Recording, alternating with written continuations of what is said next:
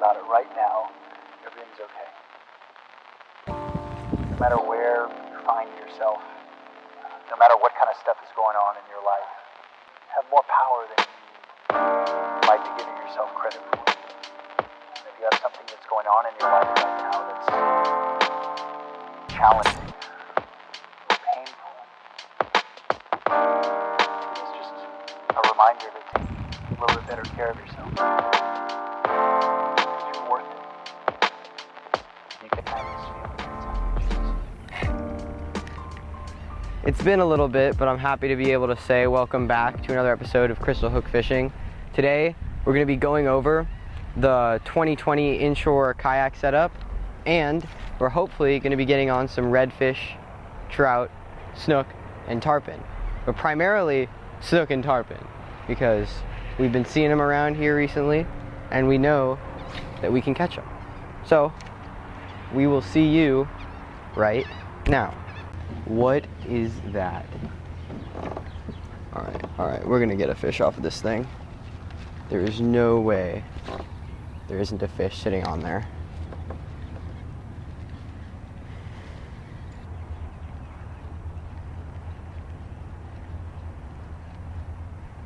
Got one. Oh, I missed it. My drag wasn't set.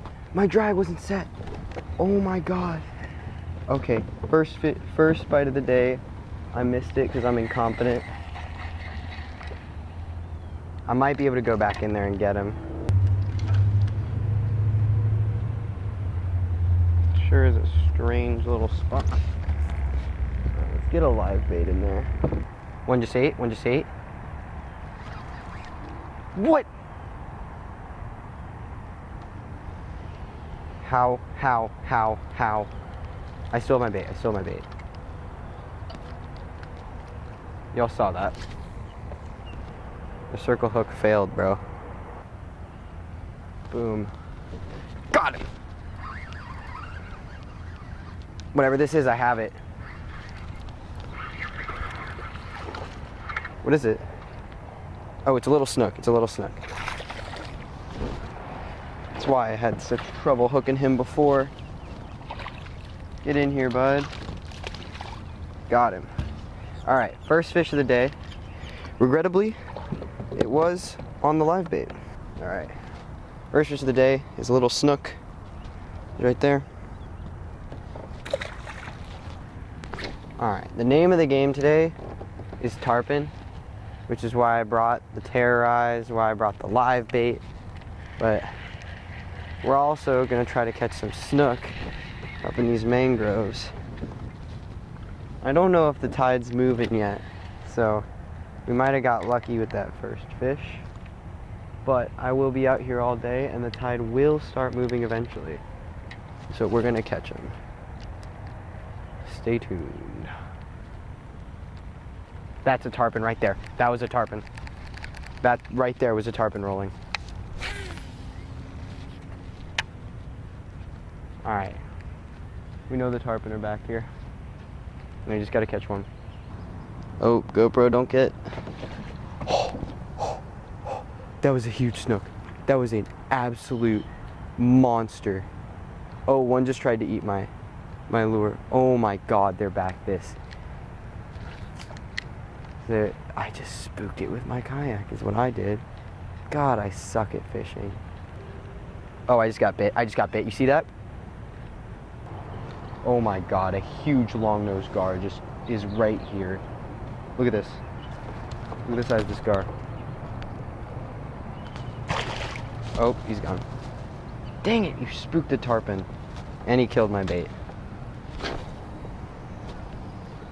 We're gonna try throwing the fluke. I'm gonna try waiting for one to roll and throwing the fluke at it. I am sorry about this wind noise. I know it's bad. There's one. I see less tarpon rolling than I did before. And just as I say that, I see two tarpon roll. Fishing in the mangroves during high tide is very hard because skipping becomes almost impossible. The water line and the bottom of the mangroves is so close that if you skip, you're throwing your line over a branch. which makes it incredibly hard to skip under the mangroves during high tide. So what you want to do is find the holes where you can skip, but where you can't, just throw the bait as close as you can, parallel to these mangroves as possible. What that does is gives you the best chance at a fish seeing your lure and striking at it.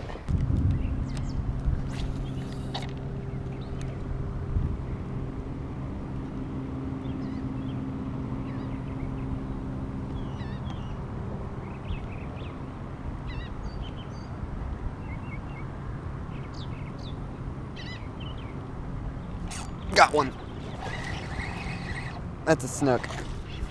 That's a nice snook. Unartificial.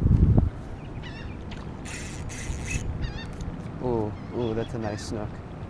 It's a really nice snook. Alright, keep him on, keep him on. Whoa, whoa, whoa, whoa, whoa, whoa, whoa, whoa, whoa. Get out of there. Get away from there. Nope. Get away from the mangroves. Get away. Get away. Oh, I just felt something in the hook shift. He's hooked weird, he's hooked weird. Okay, okay. Alright, buddy. Alright, buddy. All the way under the boat, that's fine. As long as you're happy. No. No, buddy. Alright. Okay, come on up. Oh, you're a nice snook. Alright, I don't think he's ready for the net yet. I'm just taking it out. Don't come off. Do not come off. And bagged him. Yeah. It's a nice snook right there. That's what we're looking for.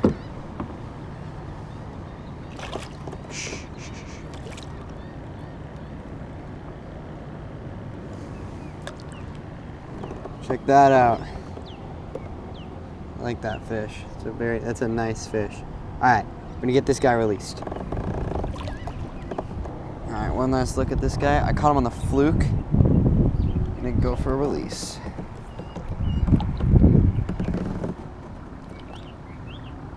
Got that last snook. The nice one. And now we're gonna put on another chub and target some tarpon.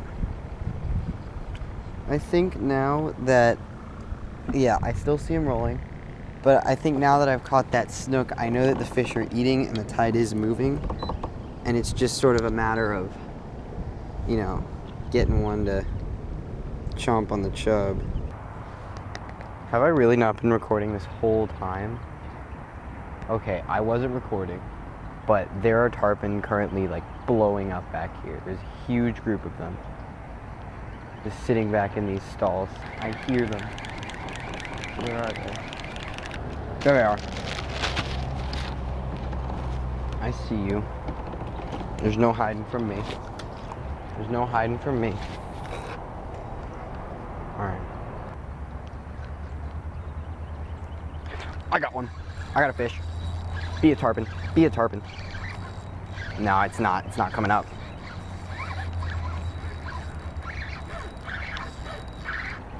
What is it though?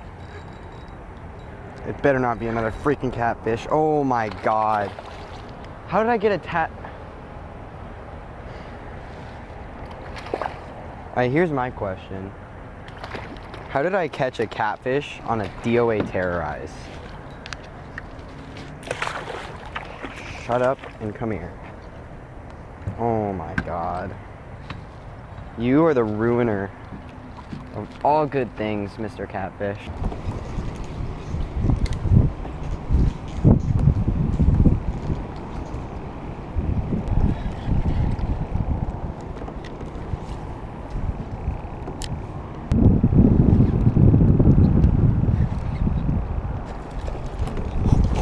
Oh, that was a tarpon. It went for my bait. It went for my bait. It went straight for my lure. Alright, I know what I'm throwing.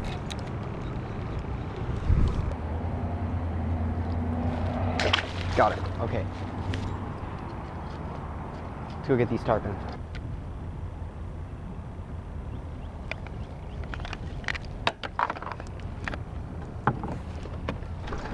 they're in here. They're in this stall. They're in this stall right here. Yep, they're in that stall. The wind and the current are going in the same direction. They're blowing everything straight through this bridge.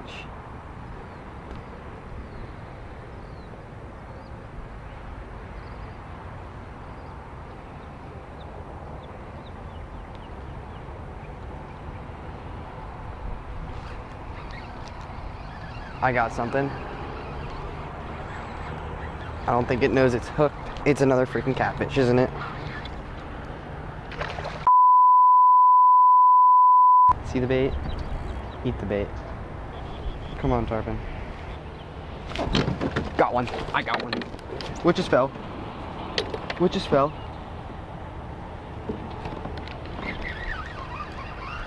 What just fell in the water? Oh my God.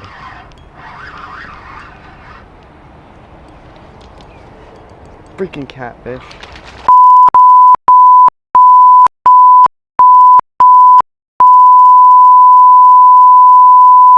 Oh my God. I had my GoPro charging and this freaking catfish. Okay, so at this point in the video, I'm almost done fishing. We're probably gonna head in soon, and I'd like to take this opportunity to show you my new kayak setup for this 2020 season. I really love it. I think that it serves as kind of a model for how you want to put together an inshore and just saltwater kayak fishing setup, especially in Florida. So we'll start with the front. At the very front, you have the anchor trolley, and the reason why it's not really a trolley on my boat is because I'm always sitting in the current, and I'll sit in the current and things like bridges, and when I hook something like a tarpon, I need to get out quickly. That's what this is for. This is a quick release mechanism for my anchor that I kind of improvise, where it holds the anchor, and then when I need to go, just flick it, and the anchor line is off, and I'm able to chase the fish down. That is, I think, an integral part of an inshore fishing kayak is a quick release way to anchor yourselves, especially because when you're fishing inshore, you're dealing with current, you're dealing with, tide, you're dealing with wind, and you need to be able to keep yourself situated. So inside the front hatch, you'll see there's two compartments. The first is this one. In here, I keep almost exclusively camera gear. It's just my dry bag with my GoPro stuff, and then under it, you have a turkey baster. You might ask, why the hell is there a turkey baster in your kayak? The reason is because of this. Turkey basters pick up water, and that's incredibly important when you're thinking about a kayak that weighs, 110, 115 pounds, that you can't always be tipping over to drain. So I found the turkey baster as a way to get the water that's in the front of this boat out like that and spray it out instead of having to deal with it all the time. I also keep a bag in here with a change of clothes and rain gear. In case, it gets wet, in case I flip, I know that this bag will stay relatively dry, and then I will have drier clothes to wear. And if it's raining, then I'll have dry clothes to wear after it's raining. This here is a compartment that comes with the boat. This is the Native Watercraft Slayer 12.5 Max. Love this boat. Native just came out with them this year, and they have blown all of my expectations out of the water. Like literally, they are the best boat I've ever fished out of in terms of like a kayak. This is where I have my fish finder battery set up. So I've got the wiring through here. I've got it rigged to go out of the hole there and connect to my fish finder, which we'll talk about in a second. And then I've got the transducer coming down through here, and the battery sits in there, and I throw some other electronics, chargers and such, in there when I'm not using them. That's the front hatch, and it closes with these little things. I'm not a huge fan of them, but they work. All right, moving back, you've got the Propel Drive. The Propel Drive is one of the most important parts of this boat, and it can do two really cool things. The first is obviously pedal forward and have an instant reverse. The instant reverse part of this is incredibly key because when you are fighting a fish out of the mangroves, you need to back out. You need to pull it out quickly, and you can't be messing with cords like with what the Hobie has. That's one of the main reasons why I prefer the native drive, especially when saltwater fishing.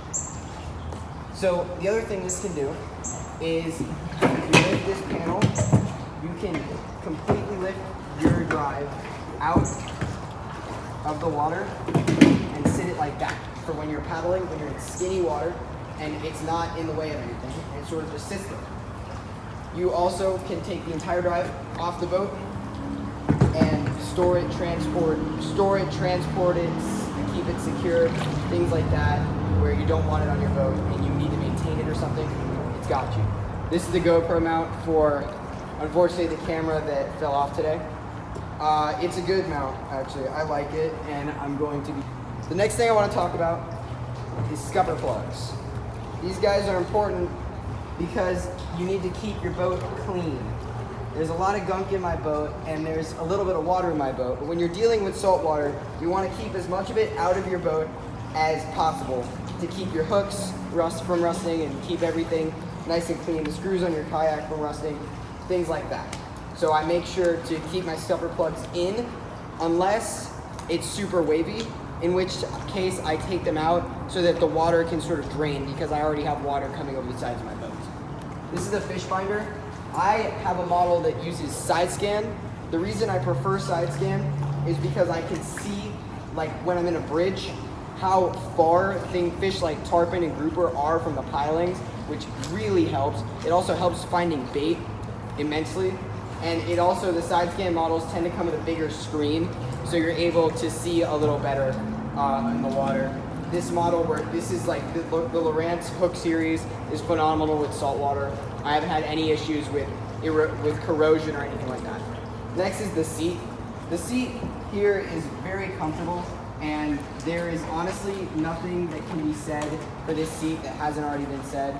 I love the native Watercraft seat, but under the seat, we've got some interesting things going on. Under this seat, we've got my lunchbox for my lunch. I've got all of my water bottles. I keep an excessive amount of water at all times on here. And I've got my life jacket. Life jackets are extremely important. In Florida, you have to have a life jacket on even a kayak to be able to go out and paddle. This is a nicer one that has the carbon dioxide pull, which I like because I'm able to be a little more comfortable with when I am wearing it. Under here, I also keep some tools, and I keep my phone and wallet near me, and they stay relatively dry under my seat. So moving back, these are the Boondocks landing gear that I use for my kayak. I currently don't have them on because this morning I actually broke a part of this mount that I have to fix, so I left the wheels in the car. I honestly don't mind leaving. Will you shut the f up? Thank you. Okay, with the landing gear, I actually don't mind leaving the wheels in the car because it allows me to have more room on the sides here and not have these wheels sticking out, you know, a few inches off of my hull. It just makes it look sleeker and it feels better than when they're on there. This here is my live well. I'm gonna do a more in-depth video about bait and the live well later, but I love this live well because it's completely internally contained, 2-speed aeration system that also has insulation to keep the bait nice and cool so that I'm not, you know, having baits die because of stress or heat or anything like that. I really like it. The top of it also serves as a cutting board. If all you're using this for is the live well, you can use the top as a cutting board. If you're gonna use it as a cooler also, using it as a cutting board is a bad idea, but it works. Next is the net. I just have a net in case I'm catching, you know, sheep's head, in case little snook, things like that. I tend to want to land those smaller fish just to show the camera and to have and to get skunks out of the boat and such. So I keep the net, even though for the bigger fish it's kind of useless because it's a little small, but that's fine. Next are the rods. I keep the rods on my black pack.